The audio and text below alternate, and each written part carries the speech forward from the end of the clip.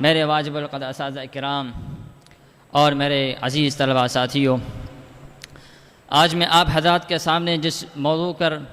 لب کشائی حاصل کرنے کی جسارت کر رہا ہوں وہ سیرت النبی صلی اللہ علیہ وسلم پر عمل کامیابی کنجی کے نامی کو عنوان سے معنون ہے۔ اللہ تعالیٰ سے دعا ہے کہ مجھے حقیقت کا عرفان نصیب فرمائے، آمین۔ سامعین محترم، آپ صلی اللہ علیہ وسلم کے آنے سے پہلے دنیا کے اندر ہر طرف کفر و شرک کا بول بالا تھا، کفر و شرک کے بادل چھائے ہوئے تھے، شرک کی بدبو کا تعفن پھیلا ہوا تھا، ظلمت کے گھٹا ٹوپ اندھیروں نے عرب کی دھرتی سیاہ کر چکے تھے۔ ایک الہ کو چھوڑ کر سینکڑوں معبودان باطلا کی پرستش کی جاتی تھی، بچیوں کو زندہ درگور کیا جاتا تھا، خدا کے نافرمانوں کی تعداد لا تعداد تھی، بچیوں کو زندہ درگور کیا جاتا تھا، عورت کا معاشرے میں کوئی مقام نہ تھا، غرض ہر کوئی ایک دوسرے کے خون کا پیاسا تھا۔ اس وقت خالق السماوات والارض نے اپنے محبوب سرور دو عالم صلی اللہ علیہ وسلم کو اس امت کی بقا و رہنمائی کے لیے بھیجا، جس کی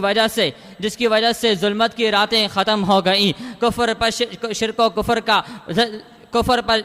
شرک پر لرزہ طاری ہو گیا، کفر کے بادل بالکل ختم ہو گئے، رحمت کی بارشیں ہونے لگی۔ اللہ کا کرم ایسا ہوا کہ جو جانی دشمن تھے اب وہ بھائی چارے پہ جان دینے لگے، بچیوں کو زندہ درگور کرنا چھوڑ دیا گیا، قتل و غارت گری کا بازار سرد پڑ گیا۔ عزیزان من، میرے نبی کے آنے کی دیر تھی کہ پورا عالم آپ کے آنے سے روشن ہو گیا، پورا عالم آپ کی سیرت و کردار کا منور ہو گیا، پورا عالم آپ کے اخلاق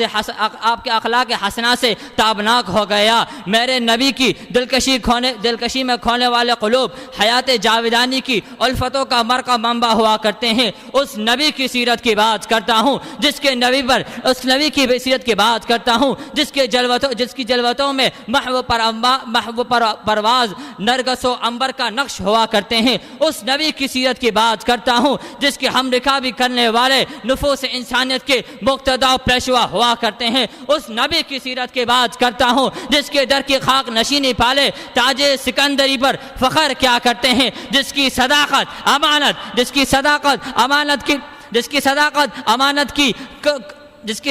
امانت کے ترانے دشمنوں کی زبان گنگناتی ہیں۔ ہاں میرے نبی کی صداقت کی جھلک دیکھنی ہو تو صدیق اکبر کی چوکھٹ میں جانا پڑے گا، میرے نبی کی عدل و شجاعت دیکھنی ہو تو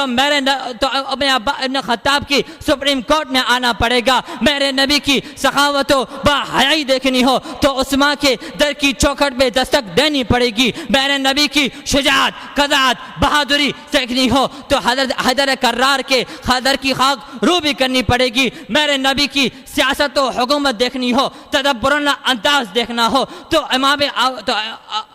امیر معاویہ کی سلطنت و حکومت کا معائنہ کرنا پڑے گا۔ میرے نبی کے حسن کی بات کرتے ہو تو بدر فلک کی رانائی کو ہیچ کرا دینا پڑے گا، میرے نبی کے اخلاق کی بات کرتے ہو تو کتاب اللہ کی ورق گردانی کرنی پڑے گی۔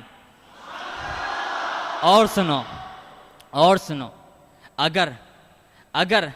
کائنات میں کامل و اکمل ہستی کی تلاش ہو، فرش پر آفتاب و مہتاب کی تلاش ہو تو عبداللہ اور آمنہ کے در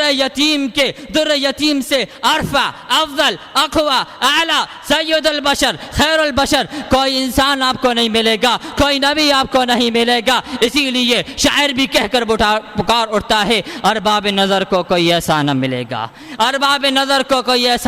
گا، بندے تو مل جائیں گے پر آنکھا نہ ملے گا، تاریخ اگر ڈھونڈے گی ثانی محمد، ثانی تو بڑی چیز ہے سایہ بھی نہ ملے گا۔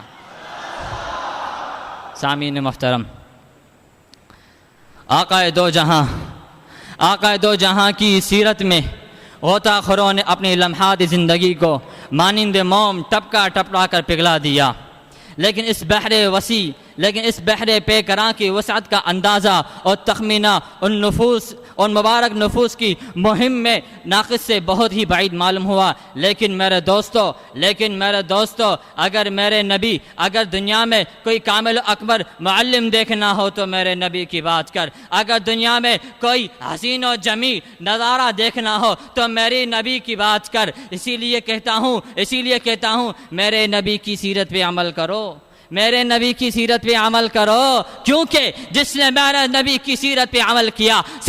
ابو بکر تھا صدیق کا لقب ملا، عمر تھا عدالت کا لقب، فاروق کا لقب ملا، عثمان تھا سخاوت کا غنی کا لقب ملا، علی تھا حیدر کرار کا لقب ملا، معاویہ تھا کاتب وحی ہونے کا لقب ملا، عائشہ تھی عائشہ صدیقہ ہونے کا لقب ملا، ابو حنیفہ تھا امام اعظم ہونے کا لقب ملا، شافعی مالک یوسف محمد امام ظفر کے فقاہت کا اعلیٰ مقام ملا۔ کس وجہ سے ملا؟ میرے نبی پر عمل کرنے کی وجہ سے ملا۔ شاعر کیا ہی خوب کہتا ہے، رخ مصطفیٰ کو دیکھا تو دیوں نے جلنا سیکھا، رخ مصطفیٰ کو دیکھا تو دیوں نے جلنا سیکھا، یہ کرم ہے مصطفیٰ کا شب غم نے ڈھلنا سیکھا۔ یہ زمین رکی ہوئی تھی یہ فلک تھما ہوا تھا، یہ زمین رکی ہوئی تھی یہ فلک تھما ہوا تھا، چلے جب میرے محمد تو جہاں نے چلنا سیکھا۔ سامعین محترم، جس نے میرے نبی کی